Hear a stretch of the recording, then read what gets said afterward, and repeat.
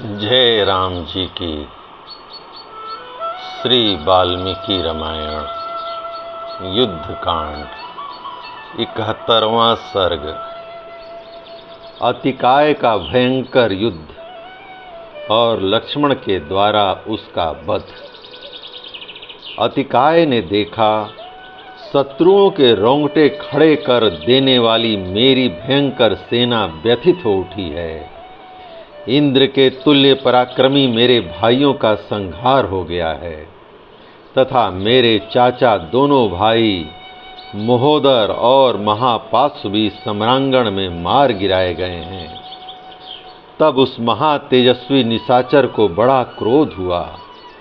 उसे ब्रह्मा जी से वरदान प्राप्त हो चुका था। अतिकाय पर्वत के समान विशाल काय तथा देवता और दानवों के दर्प का दलन करने वाला था। वह इंद्र का शत्रु था। उसने सहस्त्रों सूर्यों के समूह की भांति देदीप्यमान तेजस्वी रथ पर आरूढ़ होकर बानरों पर धावा बोल दिया। उसके मस्तक पर किरीट और कानों में शुद्ध स्वर्ण के बने हुए कुंडल झलमला रहे थे। उसने धनुष की टंकार करके अपना नाम सुनाया और बड़े जोर से गर्जना की। उस सिंहनाद से, अपने नाम की घोषणा से और प्रत्यंचा की भयानक टंकार से उसने बानरों को भयभीत कर दिया। उसके शरीर की विशालता देखकर वे बानर ऐसा मानने लगे कि वह कुंभकर्ण ही फिर उठकर खड़ा हो गया। यह सोचकर सब बानर भय से पीड़ित हो एक दूसरे का सहारा लेने लगे। त्रिविक्रम अवतार के समय बढ़े हुए भगवान विष्णु के विराट रूप की भांति उसका शरीर देखकर वे बानर सैनिक भय के मारे इधर उधर भागने लगे। अतिकाय के निकट जाते ही बानरों के चित्त पर मोह छा गया। वे युद्ध स्थल में लक्ष्मण के बड़े भाई शरणागत बत्सल भगवान श्री राम की शरण में गए। रथ पर बैठे हुए पर्वताकार अतिकाय को श्री रामचंद्र जी ने देखा। वह हाथ में धनुष लिए कुछ दूर पर प्रलय काल के मेघ की भांति गर्जना कर रहा था। उस महाकाय निशाचर को देखकर श्री रामचंद्र जी को भी बड़ा विस्मय हुआ। उन्होंने बानरों को सांत्वना देकर विभीषण से पूछा, विभीषण, 1000 घोड़ों से जुते हुए विशाल रथ पर बैठा हुआ वह पर्वताकार निशाचर कौन है? उसके हाथ में धनुष है और आंखें सिंह के समान तेजस्वनी दिखाई देती हैं। वह भूतों से घिरे हुए भूतनाथ महादेव जी के समान तीखे शूल तथा अत्यंत तेज धार वाले तेजस्वी प्रासों और तोमरों से घिरकर अद्भुत शोभा पा रहा है। इतना ही नहीं, काल की जिह्वा के समान प्रकाशित होने वाली रक्त शक्तियों से घिरा हुआ यह वीर निशाचर विधुन मालाओं से आवृत मेघ के समान प्रकाशित हो रहा है। जिनके पृष्ठभाग में सोने मढ़े हुए हैं, ऐसे अनेकानेक सुसज्जित धनुष उसके श्रेष्ठ रथ की सब ओर से उसी तरह शोभा बढ़ा रहे हैं जैसे इंद्रधनुष आकाश को सुशोभित करता है। वह राक्षसों में सिंह के समान पराक्रमी और रथियों में श्रेष्ठ वीर अपने सूर्य तुल्य तेजस्वी रथ के द्वारा रणभूमि की शोभा बढ़ाता हुआ मेरे सामने आ रहा है। इसके ध्वज के शिखर पर पताका में राहु का चिन्ह अंकित है, जिससे रथ की बड़ी शोभा हो रही है। यह सूर्य की किरणों के समान चमकीले बाणों से 10 दिशाओं को प्रकाशित कर रहा है। इसके धनुष का पृष्ठभाग सोने से मढ़ा हुआ तथा पुष्प आदि से अलंकृत है। वह आदि, मध्य और अंत तीनों स्थानों में झुका हुआ है। उसकी प्रत्यंचा से मेघों की गर्जना के समान टंकार ध्वनि प्रकट होती है। इस निशाचर का धनुष इंद्रधनुष के समान शोभा पा रहा है। इसका विशाल रथ, ध्वजा, पताका और अनुकर्ष से युक्त 4 सारथियों से नियंत्रित और मेघ की गर्जना के समान घरघराहट पैदा करने वाला है। इसके रथ पर 20 तरकस, 10 भयंकर धनुष और 8 सुनहरे एवं पिंगल बण की प्रत्यंचाएं रखी हुई हैं। दोनों बगल में 2 चमकीले तलवारें शोभा पा रही हैं, जिनकी मूठें 4 हाथ की और लंबाई 10 हाथ की है। गले में लाल रंग की माला धारण किए महान पर्वत के समान आकार वाला यह धीर वीर निशाचर काले रंग का दिखाई देता है। इसका विशाल मुख काल के मुख के समान भयंकर है तथा यह मेघों की ओट में स्थित हुए सूर्य के समान प्रकाशित होता है। इसकी बाहों में सोने के बाजूबंद बंधे हुए हैं। उन भुजाओं के द्वारा वह विशालकाय निशाचर 2 ऊंचे शिखरों से युक्त गिरिराज हिमालय के समान शोभा पाता है। इसका अत्यंत भीषण मुखमंडल दोनों कुंडलों से मंडित हो पुनर्वसु नामक 2 नक्षत्रों के बीच स्थित हुए परिपूर्ण चंद्रमा के समान सुशोभित हो रहा है। महाबाहो, तुम मुझे इस श्रेष्ठ राक्षस का परिचय दो, जिसे देखते ही सब बानर भयभीत हो संपूर्ण दिशाओं की ओर भाग चले हैं। अमित तेजस्वी राजकुमार श्री राम के इस प्रकार पूछने पर महातेजस्वी विभीषण ने रघुनाथ जी से कहा, भगवन, यह कुबेर का छोटा भाई महातेजस्वी महाकाय भयानक कर्म करने वाला तथा राक्षसों का स्वामी दशमुख राजा रावण है। उसके एक बड़ा पराक्रमी पुत्र उत्पन्न हुआ जो बल में रावण के ही समान है। वह वृद्ध पुरुषों का सेवन करने वाला वेद शास्त्रों का ज्ञाता तथा संपूर्ण अस्त्र वेत्ताओं में श्रेष्ठ है। हाथी घोड़ों की सवारी करने, तलवार चलाने, धनुष पर बाणों का संधान करने, प्रत्यंचा खींचने, लक्ष्य बेधने, साम और दान का प्रयोग करने तथा न्याय युक्त बर्ताव एवं मंत्रणा देने में वह सबके द्वारा सम्मानित है। उसी के बाहुबल का आश्रय लेकर लंकापुरी सदा निर्भय रहती आई है। यही वह वीर निशाचर है। यह रावण की दूसरी पत्नी धन्य मालिनी का पुत्र है, जिसका नाम अतिकाय है।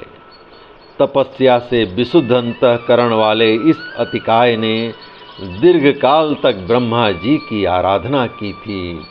इसने ब्रह्मा जी से अनेक दिव्यास्त्र प्राप्त किए हैं और उनके द्वारा बहुत से शत्रुओं को पराजित किया है। ब्रह्मा जी ने इसे देवताओं और असुरों से न मारे जाने का वरदान दिया है। ये दिव्य कवच और सूर्य के समान तेजस्वी रथ भी उन्हीं के दिए हुए हैं। इसने देवता और दानवों को सैकड़ों बार पराजित किया है, राक्षसों की रक्षा की है और यक्षों को भी मार भगाया है। इस बुद्धिमान राक्षस ने अपने बाणों द्वारा इंद्र के वज्र को भी कुंठित कर दिया है तथा युद्ध में जल के स्वामी वरुण के पास को भी सफल नहीं होने दिया है। राक्षसों में श्रेष्ठ यह बुद्धिमान रावण कुमार अतिकाय बड़ा बलवान तथा देवताओं और दानवों के दर्प को दलन करने वाला है। पुरुषोत्तम, अपने सहायकों से यह सारी बानर सेना का संहार कर डाले। इसके पहले ही आप इस राक्षस को परास्त करने का प्रयत्न कीजिए। विभीषण और भगवान श्री राम में इस प्रकार बातें हो ही रही थीं कि बलवान अतिकाय बानरों की सेना में घुस आया और बारंबार गर्जना करता हुआ अपने धनुष पर टंकार देने लगा। रथियों में श्रेष्ठ और भयंकर शरीर वाले उस राक्षस को रथ पर बैठकर आता देख कुमुद, द्विविद, मैंद, नील और सरभ आदि जो प्रधान महामनस्वी बानर थे, वे वृक्ष तथा पर्वत शिखर धारण किए एक साथ उस पर टूट पड़े। परंतु अस्त्र वेक्ताओं में श्रेष्ठ महातेजस्वी अतिकाय ने अपने स्वर्ण भूषित बाणों से वानरों के चलाए हुए वृक्षों और पर्वत शिखरों को काट गिराया। साथ ही उस बलवान और भीमकाय निशाचर ने युद्ध स्थल में सामने आए हुए उन समस्त बानरों को लोहे के बाणों से बींध डाला। उसकी बाण वर्षा से आहत हो सबके शरीर छत बिछत हो गए। सबने हार मान ली और कोई भी उस महासमर में अतिकाय का सामना करने में समर्थ न हो सका। जैसे जवानी के जोश से भरा हुआ कुपित सिंह मृगों के झुंड को भयभीत कर देता है, उसी प्रकार वह राक्षस बानर वीरों को त्रास देने लगा। बानरों के झुंड में विचरते हुए राक्षस राज अतिकाय ने किसी भी ऐसे योद्धा को नहीं मारा जो उसके साथ युद्ध न कर रहा हो। धनुष और तरकस धारण किए वह निशाचर उछलकर श्री राम के पास आ गया तथा बड़े गर्व से बोला, मैं धनुष और बाण लेकर रथ पर बैठा हूँ। किसी भी साधारण प्राणी से युद्ध करने का मेरा विचार नहीं है। जिसके अंदर शक्ति हो, साहस हो और उत्साह हो, वह शीघ्र यहाँ आकर मुझे युद्ध का अवसर दे। उसके ये अहंकार पूर्ण वचन सुनकर शत्रु हंता सुमित्रा कुमार लक्ष्मण को बड़ा क्रोध हुआ। उसकी बातों को सहन न कर सकने के कारण वे आगे बढ़ आए और किंचित मुस्कुराकर उन्होंने अपना धनुष उठाया। कुपित हुए लक्ष्मण उछलकर आगे आए और तरकस से बाण खींचकर अतिकाय के सामने आ अपने विशाल धनुष को खींचने लगे। लक्ष्मण के धनुष की प्रत्यंचा का वह शब्द बड़ा भयंकर था। वह सारी पृथ्वी, आकाश, समुद्र तथा संपूर्ण दिशाओं में गूंज उठा और निशाचरों को त्रास देने लगा। सुमित्रा कुमार के धनुष की वह भयानक टंकार उस समय महातेजस्वी बलवान राक्षस राजकुमार अतिकाय को विस्मित करने लगी। लक्ष्मण को अपना सामना करने के लिए उठा देख अतिकाय रोष से भर गया और तीखा बाण हाथ में लेकर बोला, सुमित्रा कुमार, तुम अभी बालक हो, पराक्रम करने में कुशल नहीं हो, लौट जाओ। मैं तुम्हारे लिए काल के समान हूँ, मुझसे जूझने की इच्छा मत करो। मेरे हाथ से छूटे हुए बाणों का वेग गिरिराज हिमालय भी सहन नहीं कर सकते, पृथ्वी और आकाश भी उसे सहन नहीं कर सकते। तुम सुख से शांत हुई प्रलय अग्नि को क्यों प्रज्वलित करना चाहते हो? धनुष को यहीं छोड़कर लौट जाओ। मुझसे भिड़कर अपने प्राणों का परित्याग मत करो। अथवा तुम बड़े अहंकारी हो, इसलिए लौटना नहीं चाहते। अच्छा, खड़े रहो। अभी अपने प्राणों से हाथ धोकर यमलोक की यात्रा करो। शत्रुओं का दर्प चूर्ण करने वाले मेरे इन तीखे बाणों को, जो तपे हुए स्वर्ण से भूषित हैं, देखो। ये भगवान शंकर के त्रिशूल की समानता करते हैं। जैसे कुपित हुआ सिंह गजराज का खून पीता है, उसी प्रकार यह सर्प के समान भयंकर बाण तुम्हारे रक्त का पान करेगा। ऐसा कहकर अतिकाय ने अत्यंत कुपित हो अपने धनुष पर बाण का संधान किया। युद्ध स्थल में अतिकाय के रोष और गर्व से भरे हुए वचन को सुनकर अत्यंत बलशाली एवं मनस्वी राजकुमार लक्ष्मण को बड़ा क्रोध हुआ। वे यह महान अर्थ से युक्त वचन बोले, दुरात्मन, केवल बातें बनाने से तू बड़ा नहीं हो सकता। सिर्फ डींग हाँकने से कोई श्रेष्ठ पुरुष नहीं होते। मैं हाथ में धनुष और बाण लेकर तेरे सामने खड़ा हूँ। तू अपना सारा बल मुझे दिखा।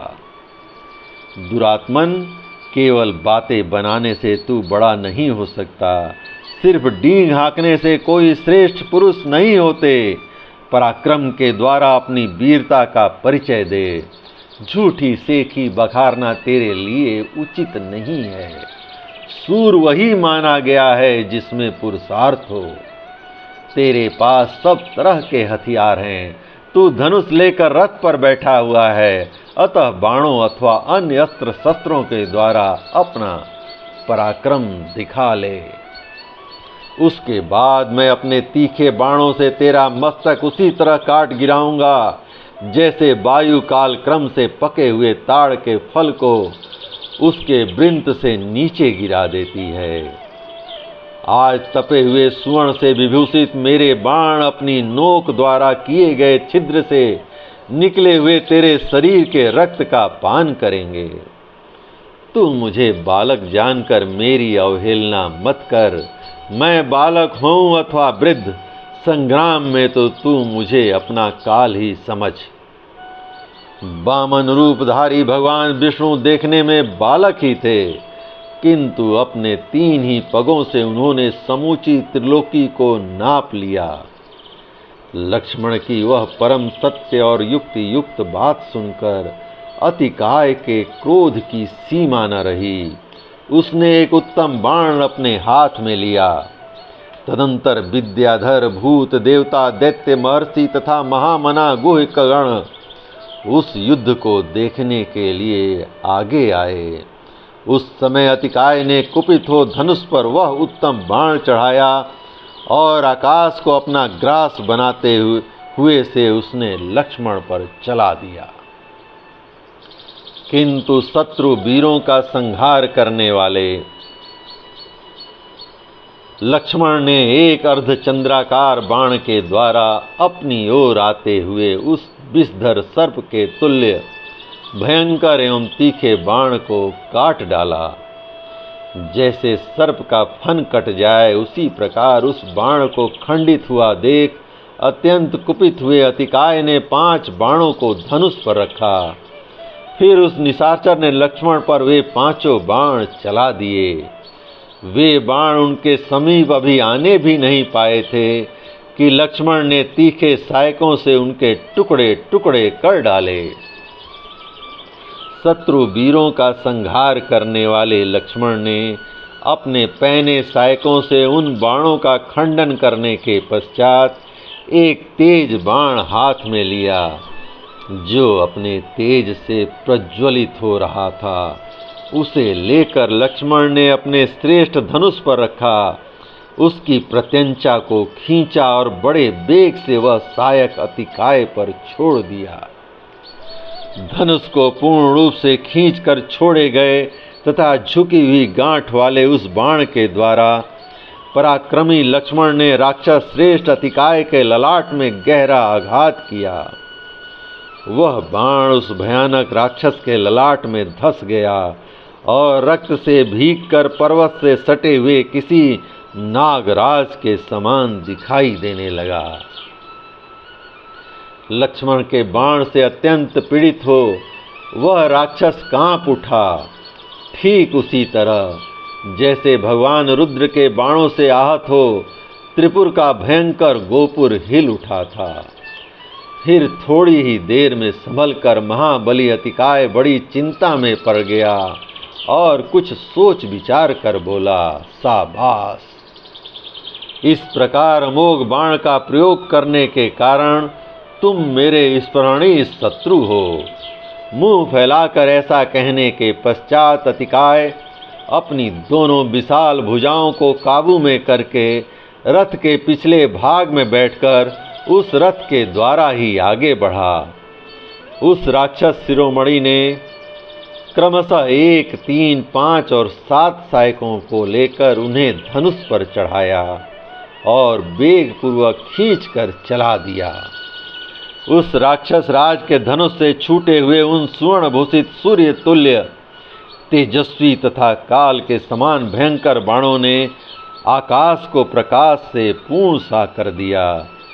परंतु रघुनाथ जी के छोटे भाई लक्ष्मण ने बिना किसी घबराहट के उस निशाचर द्वारा चलाए हुए उन बाण समूहों को तेज धार वाले बहुसंख्यक सहायकों द्वारा काट गिराया।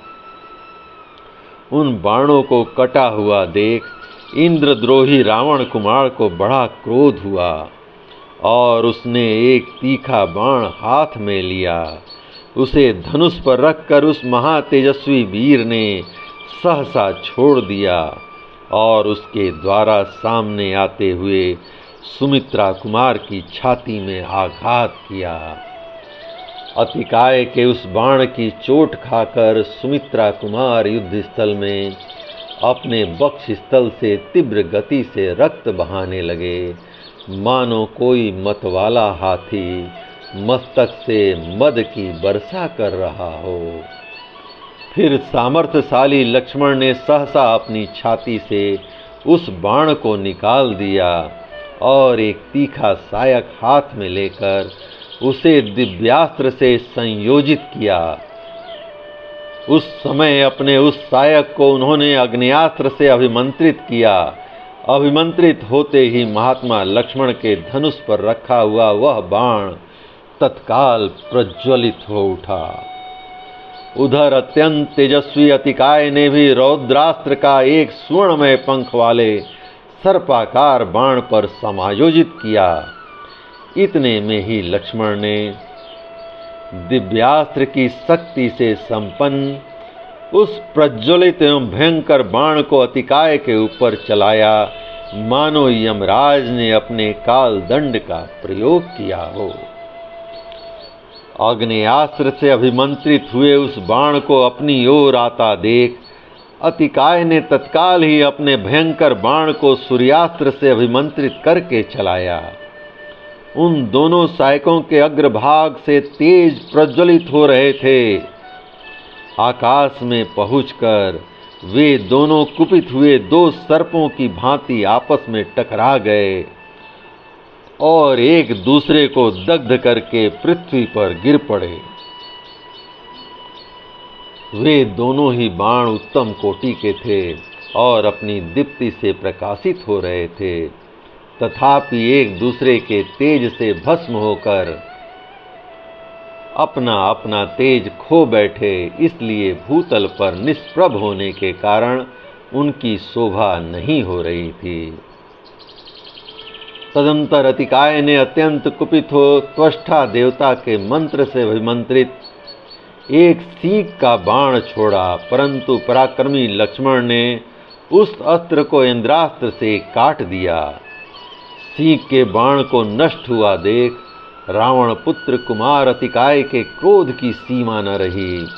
उस राक्षस ने एक सहायक को यम्यास्त्र से अभिमंत्रित किया और उसे लक्ष्मण को लक्ष्य करके चला दिया, परंतु लक्ष्मण ने वायव्यास्त्र से उसको नष्ट कर दिया। तत्पश्चात जैसे मेघ जल की धारा बरसाता है, उसी प्रकार अत्यंत कुपित हुए लक्ष्मण ने रावण कुमार अतिकाय पर बाण धारा की वर्षा आरंभ कर दी। अतिकाय ने एक दिव्य कवच बांध रखा था जिसमें हीरे जड़े हुए थे। लक्ष्मण के बाण अतिकाय के से पहुंचकर उसके कवच से टकराते और नोक टूट जाने के कारण पृथ्वी पर गिर पड़ते थे। उन बाणों को असफल होता देख शत्रु वीरों का संहार करने वाले महायशस्वी लक्ष्मण ने पुनः सहस्त्रों बाणों की वर्षा की। महाबली अतिकाय का कवच अवैध था, इसलिए युद्ध स्थल में बाण समूहों की वर्षा होने पर भी वह राक्षस व्यथित नहीं होता था। उसने लक्ष्मण पर विषधर सर्प के समान भयंकर बाण चलाया। उस बाण से सुमित्रा कुमार के मर्म स्थल पर चोट पहुंची। अतः शत्रुओं का संताप देने वाले लक्ष्मण 2 घड़ी तक अचेत अवस्था में पड़े रहे। फिर होश में आने पर उन महाबली शत्रु दमन वीर ने बाणों की वर्षा से शत्रु के रथ की ध्वजा को नष्ट कर दिया और 4 उत्तम सहायकों से रणभूमि में उसके घोड़ों तथा सारथी को भी यमलोक पहुंचा दिया। तत्पश्चात सभ्रम रहित नरश्रेष्ठ सुमित्रा कुमार लक्ष्मण ने उस राक्षस के वध के लिए जांचे बुझे हुए बहुत से अमोघ बाण छोड़े, तथापि वे सम्रांगण में उस निशाचर के शरीर को बेध न सके। तदंतर वायु देवता ने उनके पास आकर कहा, सुमित्रा नंदन, इस राक्षस को ब्रह्मा जी से वरदान प्राप्त हुआ है। यह अभेद कवच से ढका हुआ है, अतः इसको ब्रह्मास्त्र से विदीर्ण कर डालो, अन्यथा यह नहीं मारा जा सकेगा। यह कवचधारी बलवान निशाचर अन्य अस्त्रों के लिए अबद्ध है। लक्ष्मण इंद्र के समान पराक्रमी थे। उन्होंने वायु देवता का उपयुक्त वचन सुनकर एक भयंकर वेग वाले बाण को सहसा ब्रह्मास्त्र से अभिमंत्रित करके धनुष पर रखा। सुमित्रा कुमार लक्ष्मण के द्वारा तेज धार वाले उस श्रेष्ठ बाण में ब्रह्मास्त्र की संयोजना की जाने पर उस समय संपूर्ण दिशाएं, चंद्रमा और सूर्य, बड़े बड़े ग्रह तथा अंतरिक्ष लोक के प्राणी थर्रा उठे और भूमंडल में कोलाहल मच गया। सुमित्रा कुमार ने धनुष पर रखे हुए उस सुंदर पंख वाले बाण को जब ब्रह्मास्त्र से अभिमंत्रित किया, तब वह यमदूत के समान भयंकर और वज्र के समान अमोघ हो गया। उन्होंने युद्ध स्थल में उस बाण को इंद्रद्रोही रावण के बेटे अतिकाय को लक्ष्य करके चला दिया। लक्ष्मण के चलाए हुए उस बाण का वेग बहुत तीव्र था। उसके पंख गरुड़ के समान थे, उनमें हीरे जड़े हुए थे, इसलिए इनकी विचित्र शोभा होती थी। अतिकाय ने सम्रांगण में उस बाण को उस समय वायु के समान भयंकर वेग से अपनी ओर आते देखा। उसे देखकर अतिकाय ने सहसा उसके ऊपर बहुत से पैने बाण चलाए, तो भी गरुड़ के समान वेगशाली सहायक बड़े वेग से उसके पास जा पहुंचा। प्रलयंकर काल के समान प्रज्वलित हुए उस बाण को अत्यंत निकट आया देखकर भी अतिकाय की युद्ध विषयक चेष्टा नष्ट नहीं हुई। उसने शक्ति, रिष्टि, गदा, कुठार, शूल तथा बाणों द्वारा उसे नष्ट करने का प्रयत्न किया, परंतु अग्नि के समान प्रज्वलित हुए उस बाण ने उन अद्भुत अस्त्रों को व्यर्थ करके अतिकाय के मुकुट मंडित मस्तक को धड़ से अलग कर दिया। लक्ष्मण के बाण से कटा हुआ राक्षस का वह सिर शस्त्र सहित मस्तक हिमालय के शिखर की भांति सहसा पृथ्वी पर जा पड़ा। उसके वस्त्र और आभूषण सब ओर बिखर गए। उसे धरती पर पड़ा देख मरने से बचे हुए समस्त निशाचर व्यथित हो उठे। उनके मुख पर विषाद छा गया। उन पर जो मार पड़ी थी उससे थक जाने के कारण वे और दुखी हो गए। अतः वे बहुसंख्यक राक्षस सहसा विकृत स्वर में जोर जोर से रोने चिल्लाने लगे। सेना नायक के मारे जाने पर निशाचरों का युद्ध विषयक उत्साह नष्ट हो गया। अतः वे भयभीत हो तुरंत ही लंकापुरी की ओर भाग चले। इधर उस भयंकर बलशाली दुर्जय शत्रु के मारे जाने पर बहुसंख्यक बानर हर्ष और उत्साह से भर गए। उनके मुख प्रफुल्ल कमल के समान खिल उठे और वे अभिष्ट विजय के भागी वीरवर लक्ष्मण की भूरी भूरी प्रशंसा करने लगे। युद्ध स्थल में अत्यंत बलशाली और मेघ के समान विशाल अतिकाय को धराशायी करके लक्ष्मण बड़े प्रसन्न हुए। वे उस समय वानर समूहों से सम्मानित हो तुरंत ही श्री रामचंद्र जी के पास गए। जय राम जी की। इस प्रकार श्री वाल्मीकि निर्मित आर्ष रामायण आदि काव्य के युद्ध कांड का 71वां सर्ग प्रभु श्री राम की कृपा से पूर्ण हुआ। जय राम जी की।